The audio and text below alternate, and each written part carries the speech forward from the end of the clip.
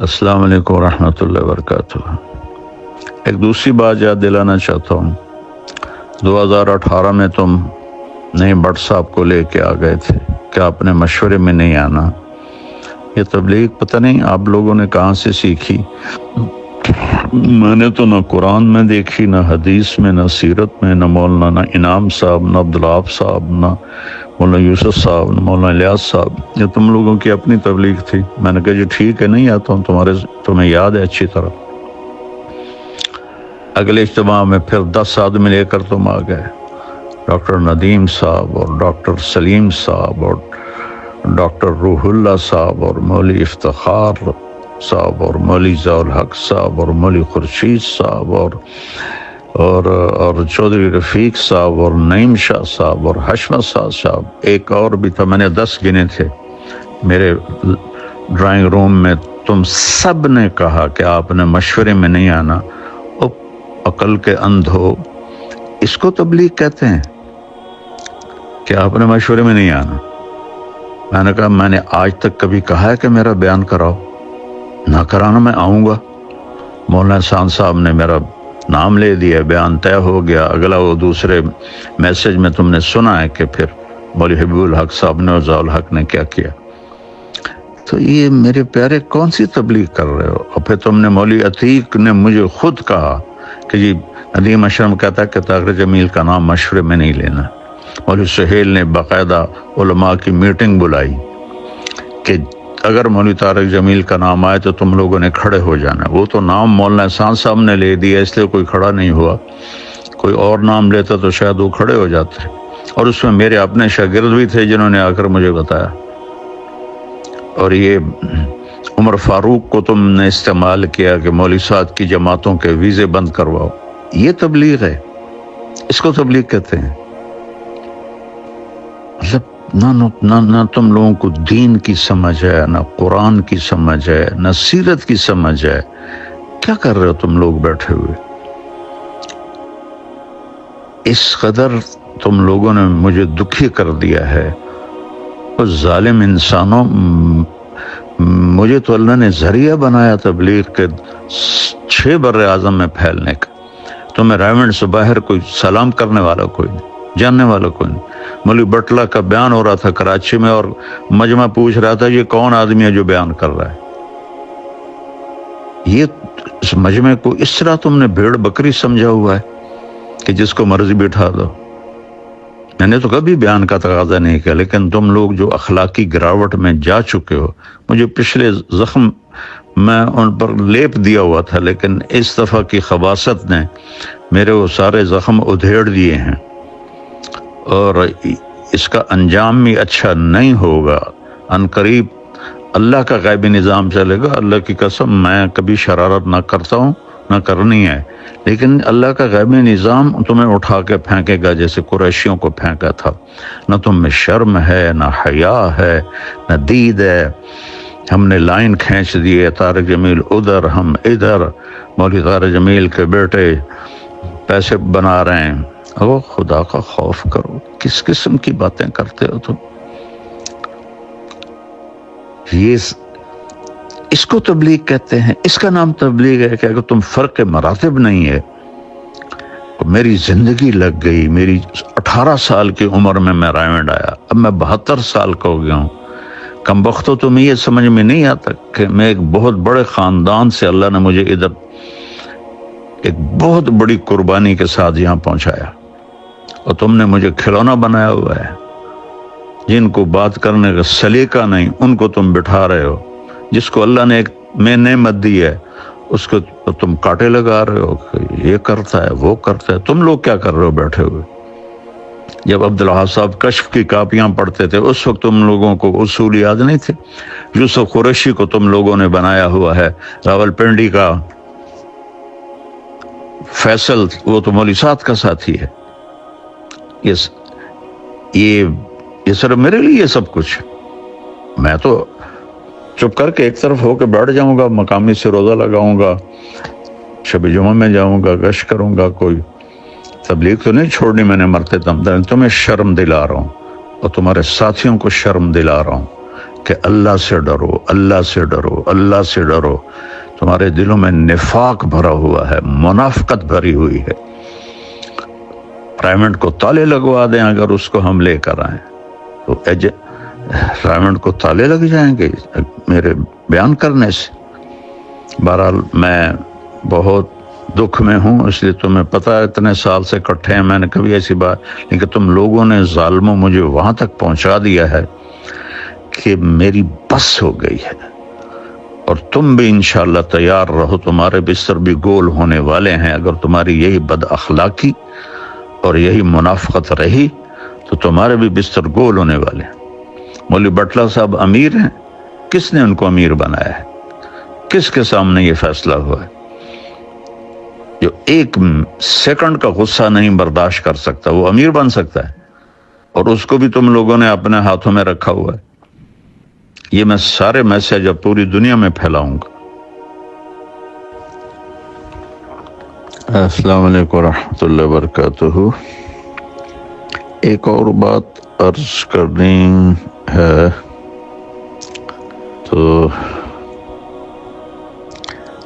2000 میں میری ارشد گروپ آیا اور راجہ افسر،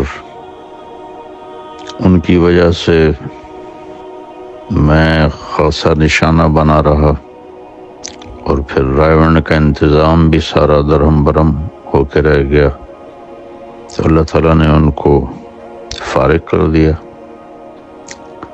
اور اس کی جگہ قریشی صاحبان آ گئے۔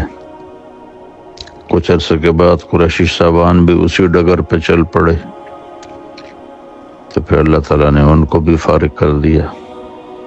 اب ماشاءاللہ آپ لوگوں کا گروپ دونوں سے بازی لے جا چکا ہے، تو خیال کرو اب تمہارے جانے کا بھی وقت قریب ہے، کیونکہ اللہ کا جو نظام چلتا ہے اسے کوئی روک نہیں سکتا۔ میں تو دعا کروں گا، تم میرے بہت پیارے دوست و ساتھی ہو، اللہ تم سب کو استقامت بخشے، لیکن جو تم لوگوں نے یہ حماقتوں کے انبار لگائے ہیں اور انتہائی نااہلی کا ثبوت میں دونوں فریقوں سے آگے بڑھ گئے ہو، میں تمہیں نہیں کہہ رہا ہوں، تمہارے بارے میں مجھے پتا ہے، تم بالکل مجبور ہو، میں بالکل قسم کھاتا ہوں، میں تمہارے ذریعے سے اگلوں کو سنا رہا ہوں کہ اب تمہارے بھی جانے کا وقت قریب ہے۔ اگر تم نے اپنے چال و چلن کو نہ بدلا، پھر اللہ تعالیٰ کا کوئی نظام چلے گا، تم انشاءاللہ باہر تشریف فرما ہوگی۔ یہ بھی کبھی ہوا یار تم لوگوں نے مطلب بےہودگی کی حد کر دی اور بد اخلاقی کی حد کر دی، جزر میں تبلیغ کی ہوا ہی نہیں لگی؟ ایسی ضیاء الحق اتنا خوش، اتنی زندگی گزار کے اتنی بدتمیزی، مولی افتخار، یہ سارے نہ مطلب تمہاری تو گواہی میرے پاس سینکڑوں طرف سے آئی ہے کہ تم بڑے اخلاق والے ہو، بڑے تحمل والے، یہ تو سارے زبانوں میں اپنے منہ میں چھریاں لے کے بیٹھے ہوئے ہیں۔ میں اپنے دکھ کی وجہ سے کہہ رہا ہوں، میری اللہ نہ کرے کوئی میں آپ لوگوں کے لیے برا سوچوں، لیکن جو کچھ آپ کر رہے ہیں تو وہ آپ اپنے لیے خود گڑھا کھود رہے ہیں، اور اس میں گرنے کا وقت اب قریب ہے آپ لوگ۔ السلام علیکم ورحمۃ اللہ وبرکاتہ۔ معافی چاہتا ہوں، میری بات لمبی ہو رہی ہے۔ ایک بات تم سب کو یاد دلانا چاہتا ہوں، تم جتنے آج بیٹھے ہو، بٹلہ صاحب، ڈاکٹر سلیم، ندیم اشرف اور افتخار اور بھی سارے جتنے تم لوگ بیٹھے ہو، قریشی صاحبان کے زمانے میں تم یہاں سے گزر بھی نہیں سکتے تھے، تمہاری جرت بھی نہیں ہوتی تھی کہ تم یہاں سے گزرو۔ کوئی اچھا برتن تمہارے سامنے پڑا ہوتا تھا، تم لوگوں کے سامنے میری مراد ہے۔ ضیاء الحق کے آنے کا پتہ چلتا تھا، تم لوگ برتن چھپا لیتے تھے کہ ضیاء الحق دیکھ نہ لے، خواجہ ضیاء دیکھ نہ لے۔ تو تمہیں یہ بھول گیا ہے کہ ان دونوں کو یہاں سے کون لے کر گیا تھا؟ میں تو تم سب کے مشورے میں بیٹھنے کا ذریعہ بنا ہوں، اور احسان تو جانور بھی نہیں بھلاتا، اور تم لوگوں نے تو حد ہی کر دی۔ اگر اس دن میں ہمت نہ کرتا تو آج تم اسی طرح اپنے کونوں میں بیٹھے ہوتے دبک کے۔ تو میں نے جنگ لڑی اور ان کو وہاں سے نکالا، اور پھر ان کے آنے کے راستے بند کیے، اور میں ہی سبب بنا تمہارے مشورے میں بیٹھنے کا، اور مجھے تم نے اپنا ایسا دشمن بنا لیا کہ کھڈے کھود دو، گاڑیاں کھڑی کر دیا۔ کچھ شرم کرو، کوئی حیا کرو آپ لوگ سارے۔ مولوی خورشید تمہیں نہیں کہہ رہا ہوں، واللہ یہ ان کو کہہ رہا ہوں، ضیاء الحق جیسوں کو کہہ رہا ہوں کہ تم لوگ حیا کرو، کوئی شرم کرو۔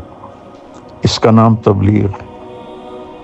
2018 میں مولانا احسان صاحب نے میرا بیان کی رائے دے دی اور طے ہو گیا، اور مولوی ضیاء الحق کہنے لگا کہ میری رائے ہے کہ مولانا طارق جمیل بیان نہ کریں، آنے جانے والوں سے گفتگو کرے۔ اس احمق کو اتنا بھی نہیں پتا کہ اس کو رائے کہتے۔ رائے تو ہوتی بھئی فلاں کا بیان ہو جائے، یعنی ان کا نہ ہو، پھر اگلی تشکیل بھی کر رہا ہے کہ آنے جانے والوں سے گفتگو کرے۔ اور اس کا چچا لاٹھی لے کر اٹھا اور ایک ایک مشورے والوں کے پاس گیا کہ اس کا بیان تبدیل کرو، اس کا بیان تبدیل کرو۔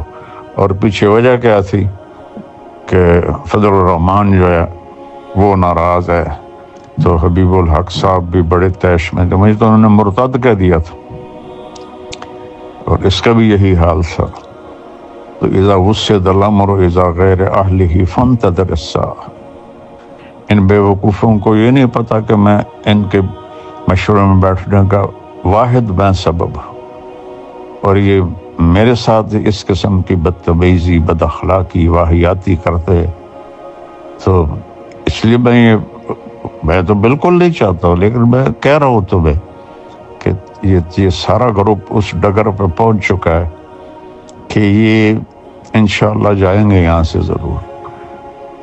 مشورے میں مولوی حبیب الرحمان نے میرا نام لے دیا کہ مولوی طارق جمیل کا بیان ہو جائے۔ مولوی بٹلہ نے نقد اس کو ذلیل کر لیا، اور میں بیٹھا ہوا ہوں جس کو اتنی بھی تمیز نہیں ہے کہ مشورے کے آداب کیا ہیں، وہ مشورے چلائیں گے۔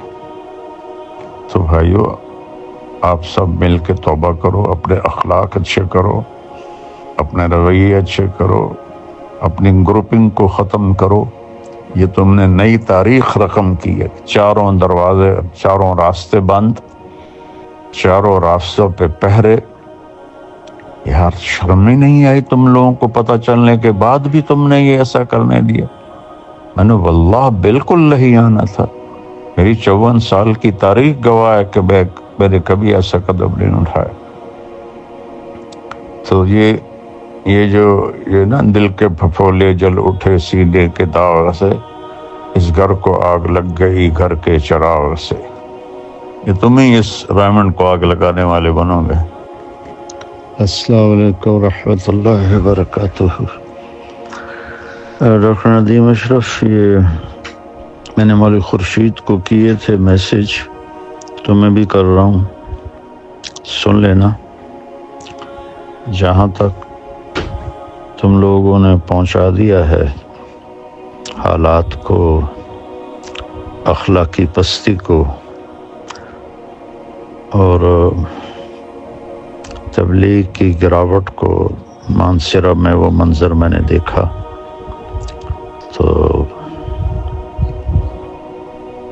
مولانا یوسف صاحب کی بات یاد آئی کہ اس کام کو کوئی اور نہیں تباہ کرے گا، خود تبلیغ والے تباہ کریں گے۔